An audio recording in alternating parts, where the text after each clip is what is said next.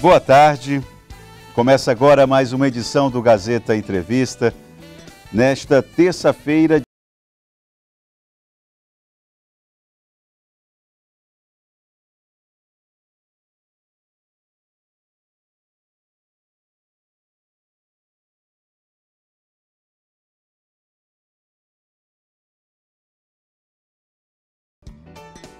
para manter o decoro, né? Para não dizer que um dia que beira ao ridículo. E eu digo isto porque as Forças Armadas do Brasil não merecem. As Forças Armadas do Brasil, elas têm um trabalho importante demais para estarem sujeitas a essa situação a qual se permitiram, né, na gestão do presidente Jair Bolsonaro. Porque a entrega daquele convite para fazer parte da solenidade lá na cidade de Formosa, em Goiás, a entrega do convite foi algo vexatório. As Forças Armadas não merecem isso. Não merecem isso. E olha, como eu falei ontem, o que é interessante de nós avaliarmos num sistema democrático é como um poder regula, vai equilibrando as forças com o outro poder, né? Então, o presidente Jair Bolsonaro vem há vários meses criando uma pauta que está muito longe de ser uma pauta prioritária para os assuntos do Brasil, com essa situação aí do voto impresso auditável. E tensionou a relação com o judiciário. E aí o que acontece? Mesmo com a articulação camarada, companheira, generosa do presidente Arthur Lira, presidente da Câmara dos Deputados, o parlamento parece que vai dar uma resposta à altura. Então, um poder vai, quando um fica muito exaltado, o outro vem e coloca um pouco de calmaria. E assim vamos teimando com a democracia. Porque quem não sabe conviver com as adversidades do ambiente democrático, a lei e os ritos fazem com que essa pessoa ou essas forças entendam. A democracia tem um preço, mas a democracia também exige algum respeito, né? Como diz a boa piada, é bagunçado, mas tem gerente. Bom, o assunto que nós vamos tratar nos próximos dois blocos é sobre questão ambiental. E é importante porque Rio Branco, por exemplo, está coberta de fumaça, como tradicionalmente nós vivemos aqui nos meses de agosto e setembro.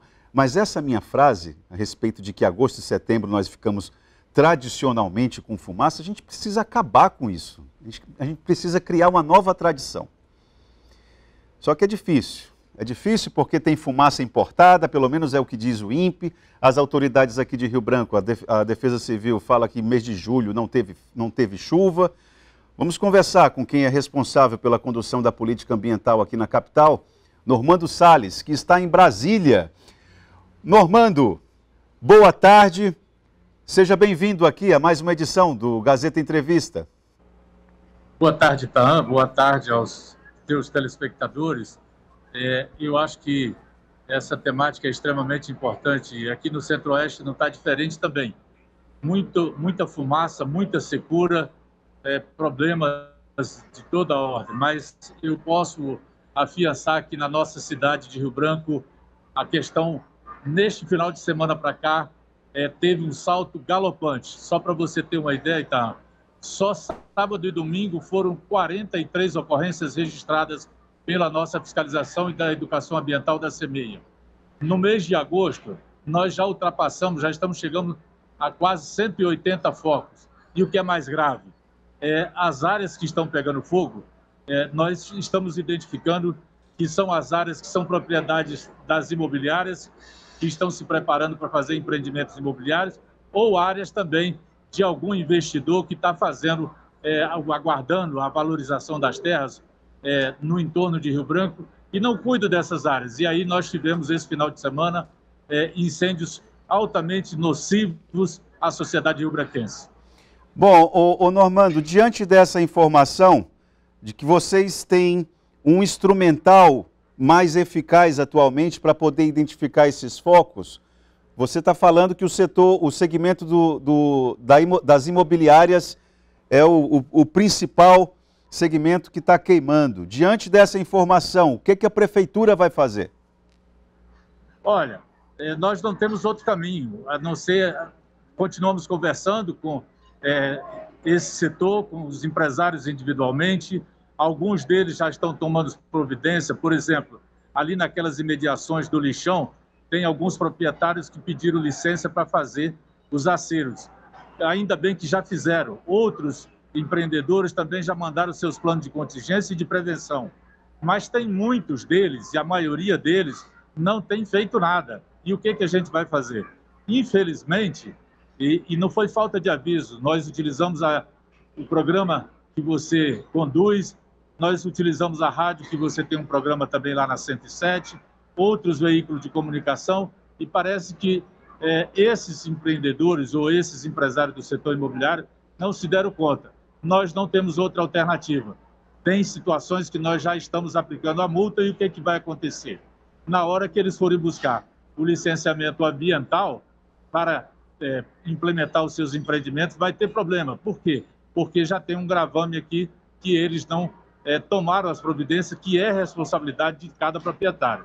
Exemplo, não se cobra que quem tem uma chácara, uma fazenda, tome essas providências na sua fazenda, na sua chácara, e por que não essas pessoas que têm áreas acima de 2, 3, 5, até 20 hectares no entorno ou na área de crescimento da cidade e algumas delas até dentro do perímetro urbano integralmente. Normando, bom, eu queria saber se as instituições que representam o segmento dos empresariados, se essas instituições estão conscientes dessas medidas que a prefeitura vai tomar. Quero saber se a Semeia tem conversado com a CISA e de que forma, qual a receptividade, porque é importante que a Semeia faça com que as representações empresariais tenham conhecimento de que alguns segmentos do empresariado não estão compreendendo o cenário que nós estamos vivendo, né? É importante isso, então, porque, como você sabe, isso é histórico no Acre. Mas pelo fato de ser histórico, nós não podemos nos acomodar e não podemos aceitar, porque isso é uma agressão não só à natureza, mas é uma agressão a nós que vivemos em Rio Branco, às nossas famílias, aos nossos parentes, aos nossos amigos. E, infelizmente, as pessoas parecem que não se conscientizam. Nós não podemos pensar todos esses itens que a gente está colocando aqui, que os empreendedores precisam ter, eles não precisam botar, mas isso é investimento, não é investimento. Isso é a prevenção de que eles possam ter a agilidade dos empreendimentos deles com o menor problema futuro. Por que nós estamos avocando o licenciamento ambiental para a cidade de Rio Branco? Porque quem sabe e quem licencia as construções, as edificações, o planejamento urbano através do plano diretor é a prefeitura, não é o Estado, é a prefeitura. Portanto, esse controle tem que ser feito pela Secretaria Municipal de Meio Ambiente e não só o controle, mas o licenciamento no início do empreendimento e a liberação também na conclusão do empreendimento para saber se o projeto que foi apresentado na Semeia, na CEINFRA e na Prefeitura foi executado dentro do escopo que o empreendedor propôs. E aí a gente vai avaliar e monitorar o impacto que vai gerar a partir daquela modificação do impacto ambiental que vai ter na modificação a partir da conclusão dos seus empreendimentos. No caso das questões imobiliárias, é nítido, por exemplo, e aqui eu tenho que fazer justiça.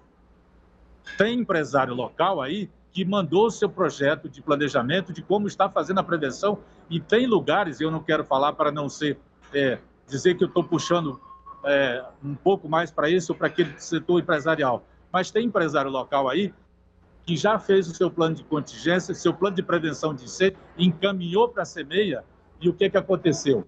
Nós estamos monitorando e na área que essa que essa imobiliária nos apresentou, de um grande empreendimento em Rio Branco, não teve um único foco de incêndio identificado pela CEMEI. Então, dá para fazer, agora tem que ter disposição, e nós vamos cobrar de forma firme com o setor da área imobiliária da cidade de Rio Branco.